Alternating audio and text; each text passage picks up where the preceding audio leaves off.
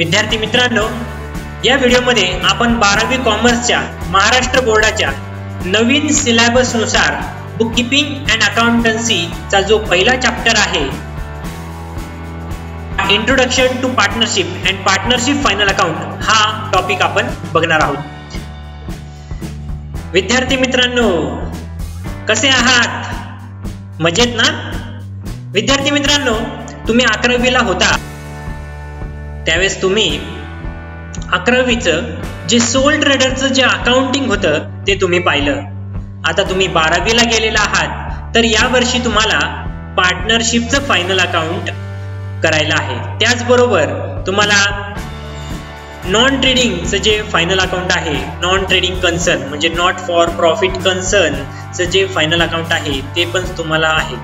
विद्यार्थी मित्रांनो, 12वीचे सर्व जे टेक्स्ट बुक आहे, 12वीचं जे संपूर्ण टेक्स्ट बुक आहे, त्याच्या जो सर्व सिलेबस आहे तो आम्ही तुम्हाला शिकवणार आहोत समर्थ कॉमर्स क्लासेस या यूट्यूब चॅनलवरती. ज्यांनी अजूनही या यूट्यूब चॅनलला सबस्क्राईब केलं नसेल तर कृपया या चॅनलला सबस्क्राईब करा आणि नवनवीन व्हिडिओज पाहण्यासाठी बेल आयकॉनला क्लिक करा. विद्यार्थी मित्रांनो, हा व्हिडिओ तुम्ही संपूर्ण पहा. काही शंका, अडचण, तुम्हाला काही प्रश्न असतील तर तुम्ही मला माझ्या व्हॉट्सअप नंबरवरती मेसेज करून विचारू शकता. तर विद्यार्थी मित्रांनो, करूया तर मग सुरुवात.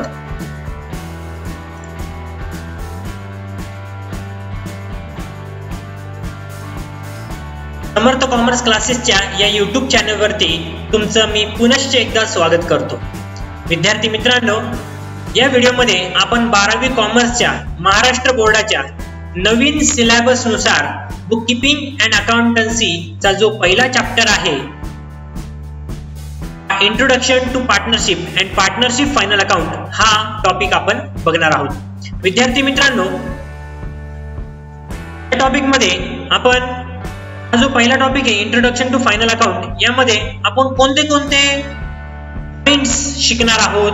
तर यामध्ये पहिला जो आहे तो meaning and definition of partnership, second जो आहे तो द इंडियन पार्टनरशिप ऍक्ट 1932 आणि तिसरा पॉइंट आहे the methods of capital accounts. चला तर विद्यार्थी मित्रांनो, करूया सुरुवात. विद्यार्थी मित्रांनो, मागच्या वर्षी आपण 11वी ला असताना सोल ट्रेडिंगचं फायनल अकाउंट शिकलो होतो. या वर्षी आपण पार्टनरशिपचं फायनल अकाउंट शिकणार आहे. In previous year in 11th standard we have already learned about sole proprietary firm and its final account. आता आपल्याला 12वी ला पार्टनरशिपचं फायनल अकाउंट शिकायचंय. सोल प्रोप्रायटरशिपला म्हणजे ज्यावेळेस एकटा व्यक्ती बिझनेस करत असतो त्यावेळेस त्याच्या बिझनेसमध्ये लिमिटेशन्स असतात. तर त्या लिमिटेशन कोणत्या तरी बघूया.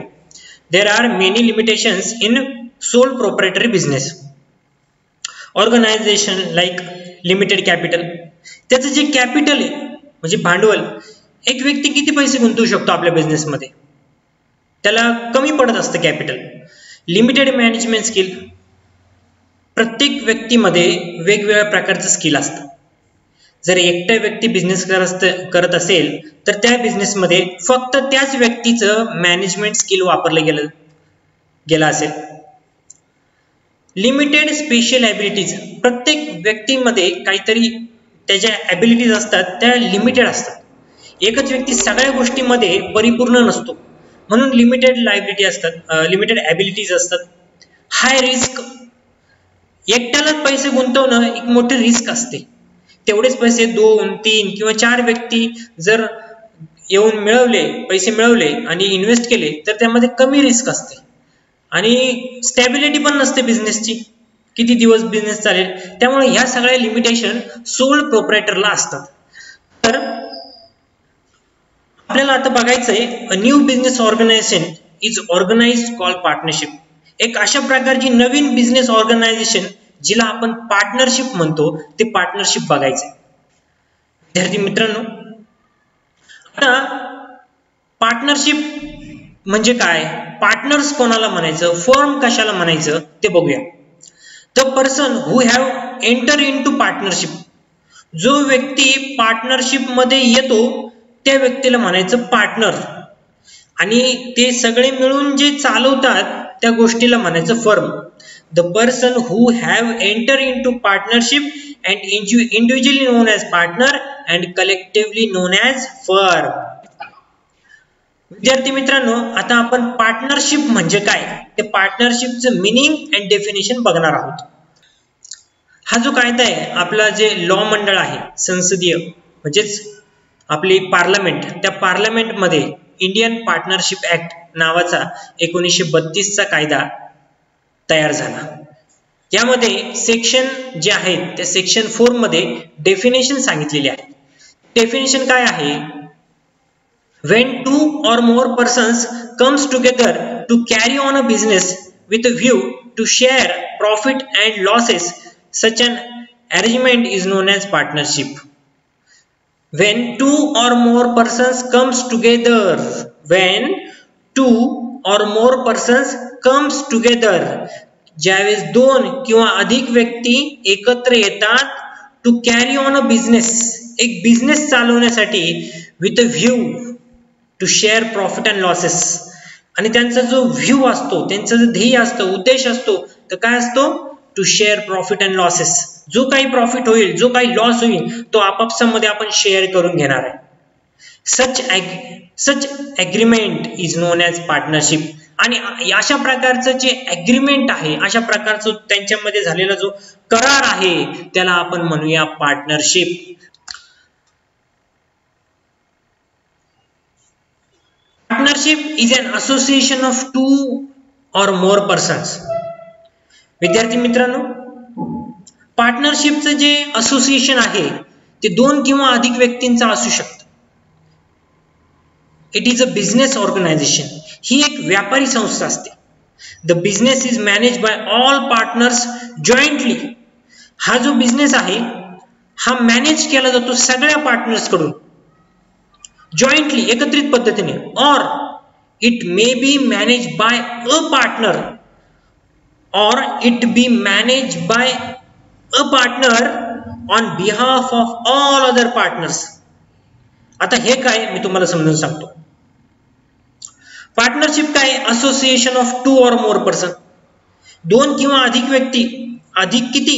किती लिमिट? 1000, 2000, 100, 50, मी तुम्हाला थोड्या वेळ सांगणारच आहे. The business is managed by all partners jointly. उदाहरणार्थ, suppose in your area there is a grocery shop. तुमच्या एका याच्यामध्ये गल्लीमध्ये एक ग्रोसरी म्हणजे किराणा दुकान आहे. त्या किराणा दुकान 10 बाय 10 आहे आणि त्यात 3 पार्टनर्स आहेत. किती पार्टनर्स आहेत? 3. ते दुकान मॅनेज 3 पार्टनर्स करतात. मग अशा वेळेस किराणा दुकानाची खोली आहे 10 बाय 10ची, त्याच्यामध्ये फुलगच्च माल भरलेला आहे, आणि अशा वेळेस 3 पार्टनर्सची त्या दुकानामध्ये काही गरज नाही. म्हणून त्या तिघांपैकी एकच व्यक्ती जो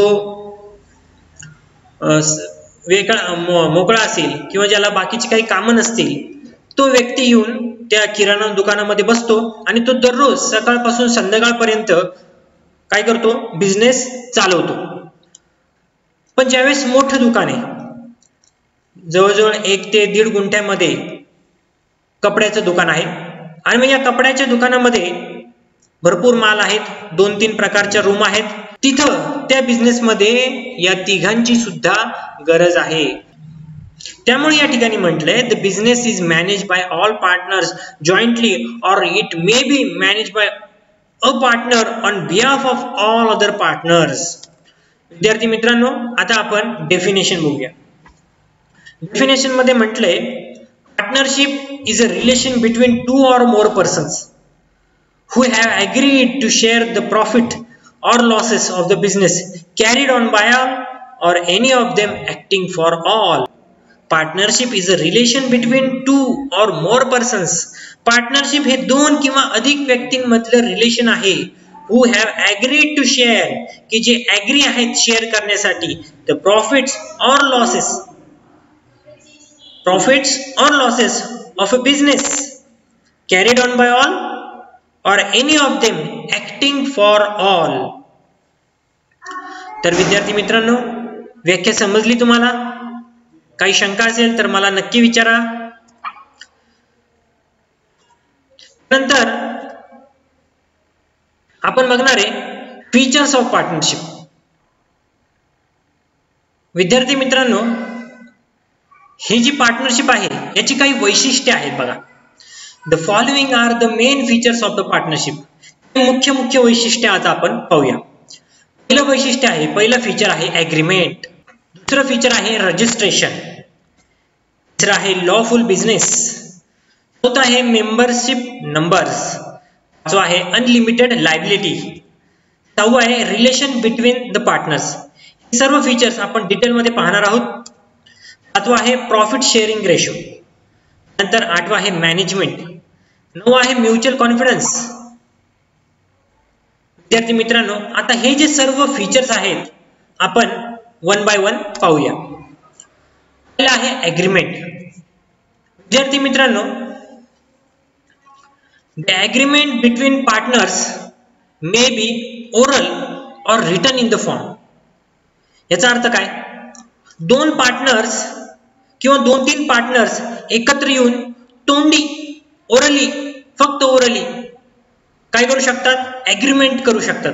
agreement between partners may be oral or written in form. Oral किंवा रिटन फॉर्म मध्ये असू शकतात. Partnership comes into existence by an agreement. आणि ही जी पार्टनरशिप आहे विद्यार्थी मित्रांनो, ही जी पार्टनरशिप आहे ती कधी अस्तित्वात येते? By an agreement among the partners. ज्यावेळेस यांच्यामध्ये ऍग्रीमेंट होईल त्यावेळेस ही पार्टनरशिप फर्म अस्तित्वात येते. ते ऍग्रीमेंट ओरल असू शकतं किंवा रिटन फॉर्म मध्ये असू शकतं. आता ओरल आणि रिटन मध्ये काय फरक आहे विद्यार्थी मित्रांनो? जर खूपच जिवलग मित्र असतील, खूपच एकमेकांवर खूप विश्वास आहे असे जर मित्र असतील तर त्यांच्यामध्ये हे जे पार्टनरशिपचं जे ऍग्रीमेंट आहे ते ओरल असू शकतं. किंवा खूप अनोळखी व्यक्ती असतील किंवा ज्यांचा एकमेकांवरती विश्वास नसतो असे जर एक व्यक्ती एकत्र येऊन बिझनेस करणार असतील तर भविष्यामध्ये होणारे जे भांडण आहेत, काही वाद आहेत, ते काय मिटवण्यासाठी किंवा भविष्यात वाद होऊ नये यासाठी त्यांचे ऍग्रीमेंट काय करतात? ते रिटन फॉर्म मध्ये घेतात. But to avoid future quarrels और डिस्प्यूट्स. भविष्यात होणारे वादविवाद किंवा भांडणं an agreement should be in written form. म्हणून हे ऍग्रीमेंट काय असतं? लिखित स्वरूपात असतं. म्हणून हे ऍग्रीमेंट लिखित स्वरूपात असलंच पाहिजे. Such agreement is called partnership deed. आणि या ऍग्रीमेंटला आपण म्हणतो पार्टनरशिप डीड. और याला दुसरं नाव आहे आर्टिकल्स ऑफ पार्टनरशिप. विद्यार्थी मित्रांनो, आता दुसरं फीचर्स बघूया, registration. Registration of partnership firm is voluntary. या पार्टनरशिप फर्मचं रजिस्ट्रेशन करणं व्हॉलेंटरी आहे, म्हणजे ऐच्छिक आहे. आपल्याला वाटलं तर करायचं. हे भारतभरामध्ये बरं का, इंडियामध्ये भारतभरामध्ये इट इज नॉट कंपल्सरी. हे कंपल्सरी नाहीये. Registration means entering the name of the firm in the register maintain by registrar. हा रजिस्ट्रार म्हणजे नोंदणी अधिकारी असतो. नोंदणी अधिकाऱ्याच्या रजिस्टर मध्ये आपल्या फर्मचं नाव रजिस्टर करणं याला म्हणतात registration. Registration of partnership is compulsory in Maharashtra with effect from 1 April 2005. वर मी म्हटलं होतं की पार्टनरशिप रजिस्ट्रेशन करणं ऐच्छिक आहे, हे कंपल्सरी नाहीये.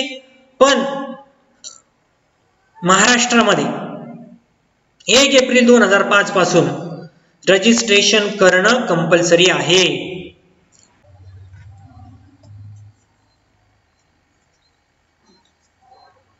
तिसरं जे फीचर आहे ते लॉफुल बिझनेस. लॉफुल बिझनेस म्हणजे काय? Business undertaken by firm should be lawful business. जो बिझनेस तुम्ही करणार आहे तो कायदेशीर परवानगी दिलेला बिझनेस पाहिजे. म्हणजे गव्हर्नमेंट कायदेशीर परवानगी देते असे काही बिझनेस असतात आणि काही बिझनेसला कायदेशीर परवानगी नसते असेही काही बिझनेस असतात. आता ज्या बिझनेसला कायदेशीर परवानगी नाहीये असे बिझनेस मी तुम्हाला 2-3 सांगतो, पुढचे तुमच्या लक्षात येतील. हातभट्टी, चरस, आफू, गांजा विकणे हे काय आहे? बेकायदेशीर बिझनेस आहे.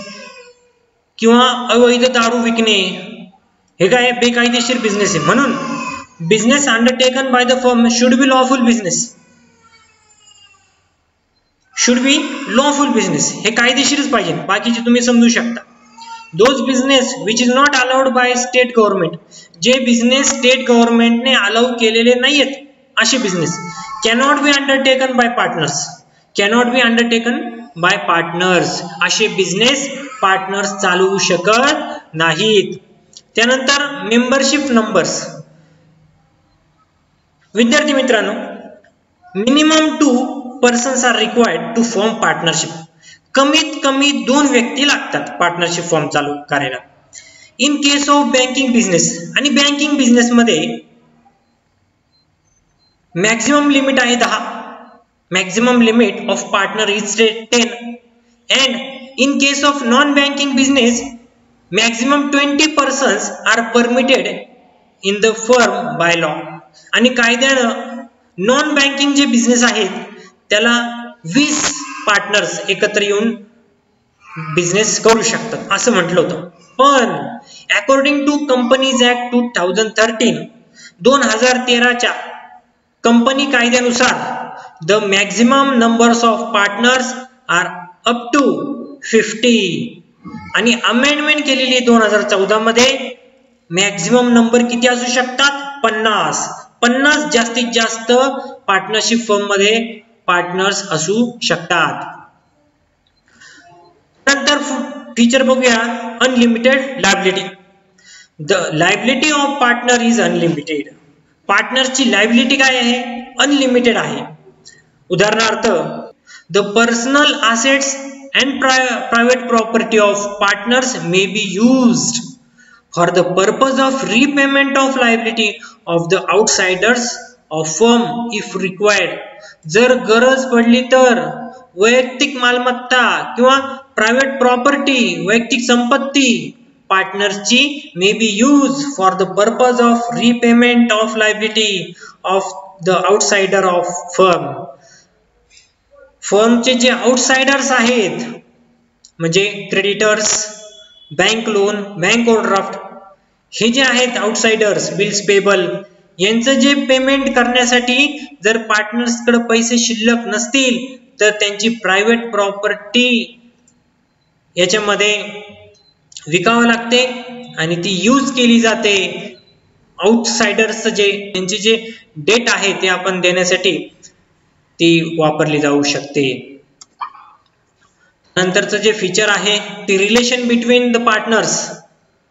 पार्टनर्स मधलं रिलेशन कसं असतं किंवा रिलेशन काय असतं? The business activity of the firm are carried on by all collectively or any one partner acting on behalf of all partners. याच्यासाठी एक मी उदाहरण सांगतो. समजा तुमच्या भागामध्ये 3 पार्टनर्सचं एक दुकान आहे, कपड्याचं दुकान आहे. तुम्ही गेले त्या बिझनेसमध्ये काउंटरवर म्हटले की मला शर्ट दाखवा. तुम्ही शर्ट बघितला, तुम्हाला आवडला, तुमच्याकडे आता पैसे नाहीत. त्या 3 पार्टनर मधला समजा ABC, ए बिझनेसच्या काउंटरवरती आहे, बी आणि सी नाही आहेत. तर तुम्ही ज्यावेळेस गेलेले आहात त्यावेळेस काउंटरवरती ए आहे, तुम्हाला तो शर्ट आवडला आणि तुम्ही ते घेण्याचं ठरवलं. तुम्ही काय म्हटले, साहेब मला हा शर्ट काय करा, उधारीने द्या. पण कसं असतं, उधारीने काही रिटेल वस्तू विकायला दुकानदार तयार नसतात. ते काय सांगतात, मी बी शेटला विचारतो, म्हणजे दुसरा जो त्यांचा पार्टनर आहे बी, त्याला विचारतो, त्यांना विचारावं लागेल मग तुम्ही उधार नेऊ शकता. तसं तुम्ही उधार नेऊ शकत नाही. म्हणजे काय केलंय, ह्या पार्टनरनी म्हणजे जो ए बिझनेस मध्ये बसलेला होता काउंटरवरती, याने काय केलं, बी चं नाव सांगितलं. म्हणजे कोण आहे, बी ला विचारावं लागेल. म्हणजे बी कोण आहे, प्रिन्सिपल आहे. बी हा मुख्य आहे, मग त्याला विचारावं लागेल, त्याला विचारावं लागेल, मग तुम्हाला उधारी द्यावं लागेल. असं या पद्धतीने ए ने कशाचं काम केलं, एजंटचं काम केलं, आणि बी कोण झाला, प्रिन्सिपल. आता उलट दुसऱ्या दिवशी परत तुम्ही दुकानात गेले, 8 दिवसांनी म्हणा गेले आणि त्यांना सांगितलं की आता मला पॅन्ट घ्यायची आहे. तुम्ही पॅन्ट घेतली आणि सांगितलं की शेठ मला ही पॅन्ट मला उधारीवर द्या, 8-10 दिवसांनी मी तुम्हाला पैसे देऊन टाकतो. तर बी काय म्हणतो, मला शेठ ए ला विचारावं लागेल, ए शेठला विचारावं लागेल. याचा अर्थ असा, ए नी बी ला मगाशी प्रिन्सिपल केलं होतं आणि ए एजंट झाला होता. आता बी काय करतोय, ए ला प्रिन्सिपल करतोय आणि बी कोण होतोय, एजंट होतोय. म्हणजे the business activities of the firm are carried on by all partners collectively or any one of partner acting behalf of all partners. Hence every partner is an agent as well as principal of each other. म्हणून जे दोन्ही partners काय असतात, एकमेकांचे agent असतात आणि principal सुद्धा असतात. पुढचं आहे प्रॉफिट शेअरिंग रेशो. विद्यार्थी मित्रांनो, partners are share profit or losses of the firm in an agreed ratio. In absence of all specific agreement, they share profit and losses in equal ratio. विद्यार्थी मित्रांनो, partners काय करतात, त्यांना जो business मध्ये profit होतो किंवा लॉस होतो ते आपापसामध्ये वाटून घेतात. तर हा कसा वाटला जातो, मी मगाशी तुम्हाला सांगितलं, ज्यावेळेस ते ऍग्रीमेंट करतात त्याच वेळेस ठरवतात की आपण आपला जो प्रॉफिट होणार आहे तो कसा डिस्ट्रीब्यूट करणार, तो कसा वाटून घेणार. मग ते त्या पार्टनरशिप डीड मध्ये ओरल असेल तर ते ओरल, आणि जर रिटर्न असेल तर ते रिटर्न फॉर्म मध्ये पार्टनरशिप डीड मध्ये लिहिलेलं असतं, त्या रेशो मध्ये ते वाटून घेतात. पण पार्टनरशिप डीड मध्ये याबद्दल काहीच मेन्शन केलेलं नसेल तर हा जो प्रॉफिट आहे तर हे पार्टनर्स काय इक्वली डिस्ट्रीब्यूट करून घेतात. ज्यावेळेस आपण क्वेश्चन्स पाहणार आहेत त्यावेळेस पार्टनरशिप डीड ज्यावेळेस सायलेंट असेल त्यावेळेस आपण इक्वली डिस्ट्रीब्यूट करणार आहोत. त्यानंतर पुढचं फीचर आहे management.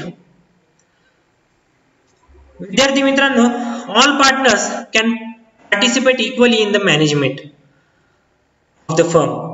They are also jointly and severally responsible for all activities of the firm. The division of work and other activities are as per determined in partnership deed. हे जे partners आहेत can participate equally in the management of the firm. हे equally management करू शकतात, equally participate घेऊ शकतात firm मध्ये. They are also jointly or severally responsible for all activities of the firm.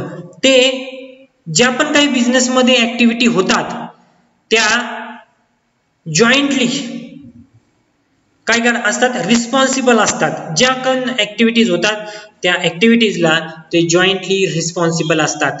The division of work and other activities are as per determined in partnership deed. Partnership deed मध्ये जे determine होतं त्या पद्धतीने, जे ठरवलं जातं त्या पद्धतीने डिव्हिजन ऑफ वर्क होतं आणि अदर ऍक्टिव्हिटीज आपापसामध्ये डिस्ट्रीब्यूट करतात.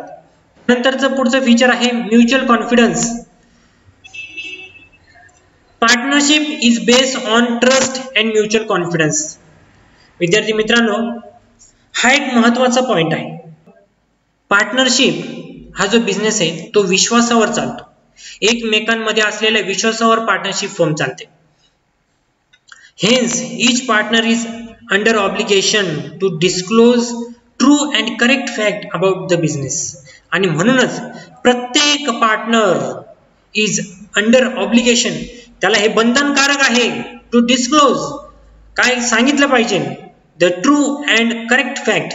जे काही बिझनेस मध्ये घडतंय, जे काही बिझनेस मध्ये चालतंय ते बिझनेस मध्ये ट्रू अँड करेक्ट फॅक्ट बिझनेसच्या ज्या आहेत त्या सगळ्या पार्टनर्सनी आपापसामध्ये डिस्कस केल्या पाहिजे. तर अशा पद्धतीने आपला हा जो लेक्चर होता तो कंप्लीट झालेला आहे. तर कसा वाटला हा व्हिडिओ विद्यार्थी मित्रांनो, तो संपूर्ण पाहिल्याबद्दल धन्यवाद. विद्यार्थी मित्रांनो, व्हिडिओला तुम्ही लाईक करा, शेअर तुमच्या मित्रांपर्यंत नक्की शेअर करा आणि अजूनही तुम्ही आमचं चॅनल सबस्क्राईब केलं नसेल तर या चॅनलला सबस्क्राईब करा आणि बेल आयकॉनला क्लिक करा. चला तर मित्रांनो, बाय बाय.